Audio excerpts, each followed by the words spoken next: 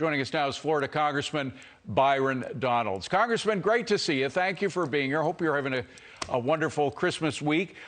Florida, I should mention, by the way, that Florida not only has a lower COVID death rate than New York does, and they're about the same size, by the way, but it has 10% greater infections. So the infections are more in Florida, as one would expect, because you don't have all the lockdowns and the vaccine requirements. But to have a lower death count than New York is an extraordinary achievement. Is that because of what the government did in stockpiling the antibody treatment? Well, it's actually based upon a number of things. Number one, we didn't fearmonger our citizens and scare them into taking vaccines. We made sure we led with information. We gave them all the information. We actually led the nation in how to accurately dispense vaccines. And that was not setting up government sites. It was actually letting the private sector, letting Publix, letting CVS, letting them actually go and deliver vaccines to people directly. The rest of the country followed suit. The federal government followed suit. Number two, you can go back to the beginning of the pandemic. We didn't warehouse COVID positive people in nursing homes, which is what Andrew Cuomo did in the state of New York. That's one of the bigger reasons why, if you start there. But number three, and more importantly, when it came to monoclonal antibodies, Ron DeSantis was the first governor to actually look for any treatment, any remedy to help people. We actually went and used them first in our state. It was so successful that Joe Biden actually had to pull back the amount of monoclonal antibodies we were using in our state so he could try to save them for other states. But if you look at what's happening right now, no state is getting what they need because Joe Biden doesn't have a plan and he hasn't been prepared.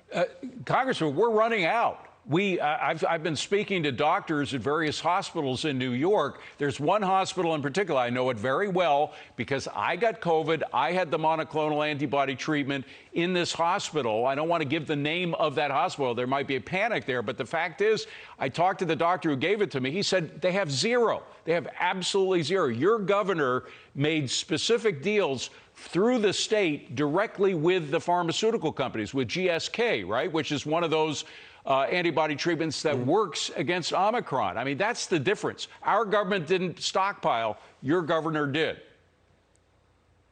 Look, the reality of the situation is back in August, when Joe Biden was looking at the success of monoclonal antibodies that were being distributed in Florida, he pulled back our stockpiles and our shipments that we were getting. He wasn't even thinking about those treatments until we used them in Florida. So the question for the administration is, what have you been doing for the past 4.5 months?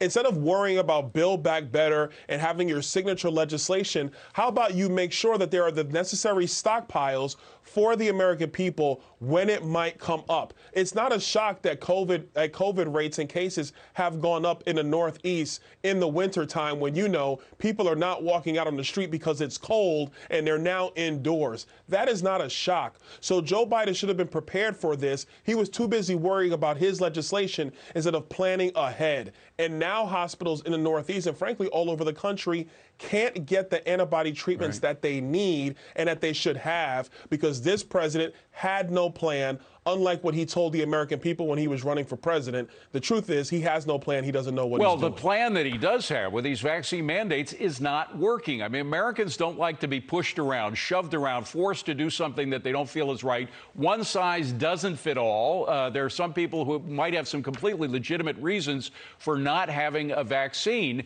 but that doesn't break through the president's mentality. Meanwhile, if you look at the streets, I haven't been to Florida, I got to admit, for 2 years. I was last there in early March of 2020, just as the pandemic was beginning.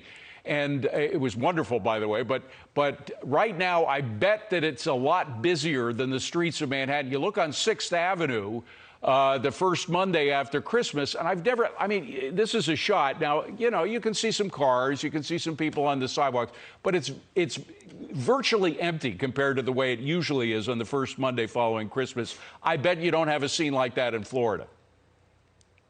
Well, look, first thing I'll tell you is you got to come back to Florida because we haven't missed a beat. Except for those 2 months where we shut down, where frankly the entire world was shut down. Since that point in time, America's governor, Ron DeSantis, reopened our state. We got back to work. We got back to life.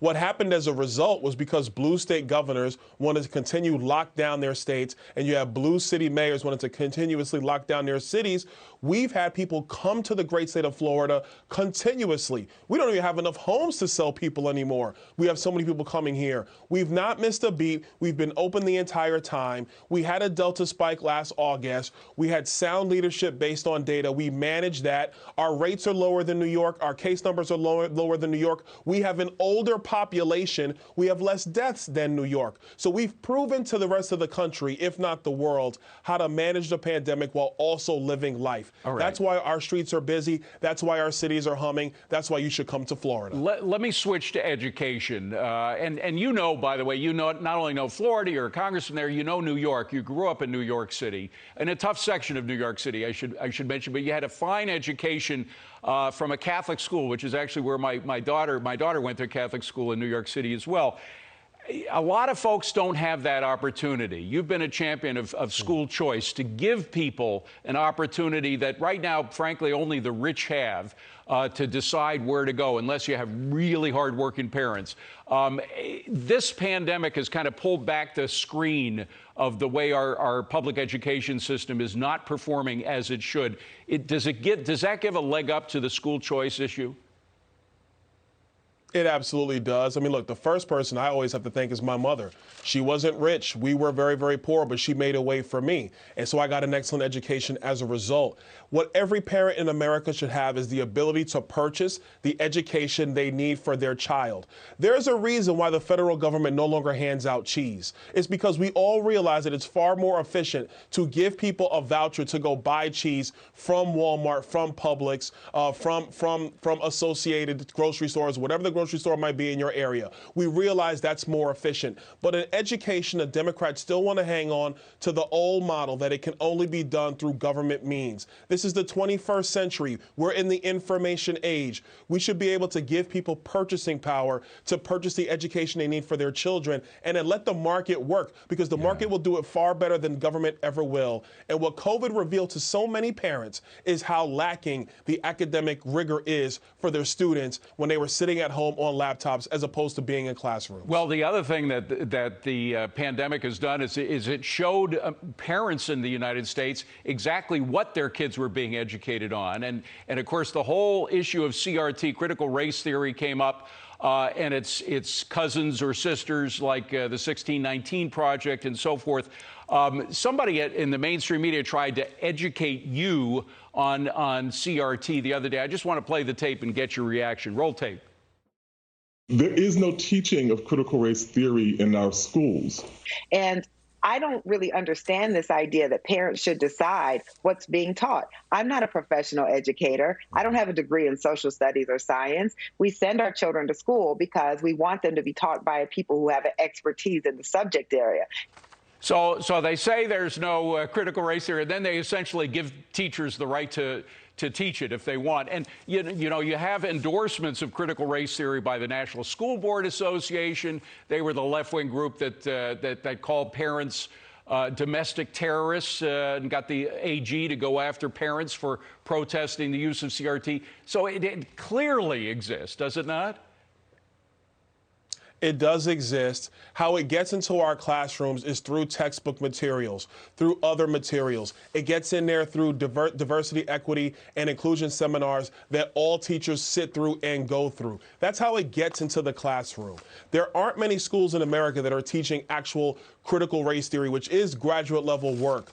But when those things are taught to the administrators, when it's in our textbook material, of course it gets into the classroom. That is why there's been such a pushback from the administration, from the AFT, from the NEA about stopping parents from objecting to this. But let me be very clear. Parents have a right, and they have the primary right, they have the primary choice here to decide where their child is educated, just like they have the choice of where their child goes to the doctor. They're not going to tell a doctor what precision or what thing needs to be actually done to their child, but they get to choose the physician. They get to choose the expert. They get to sit down and get a comfort level with that expert and decide, this is where my child is going to get medical attention. It should be no different in education. They should be able to look at the different institutions and decide, this is where my child's going to get their education. It works best for the child when the parents are involved. Every study shows that the only people that object are those who are committed to government-run schools where Right. parents have little to no involvement. Yeah, the problem is that the education establishment is so rich now. They had $200 billion from the various COVID relief plans. So they're rich, they're politically powerful, but they're losing the battle when it's put out front. We saw that in Virginia. Very quickly, do you think it's going to happen in other races? Will other governors' races be decided on this issue? I absolutely do, because parents are alert, they're awake. And but put aside all your politics. Every parent wants what's best for their child, and the political party or person running for office is going to be committed to that. They will see parents go to their column for victory. Congressman, great to see you. What a wonderful spokesperson you are for school choice and freedom. By the way, the freedom that they have in Florida. And I will come back as soon as things clear up a little here. Thank you very much for being with us, Congressman. Good to see you. Have a wonderful New Year's.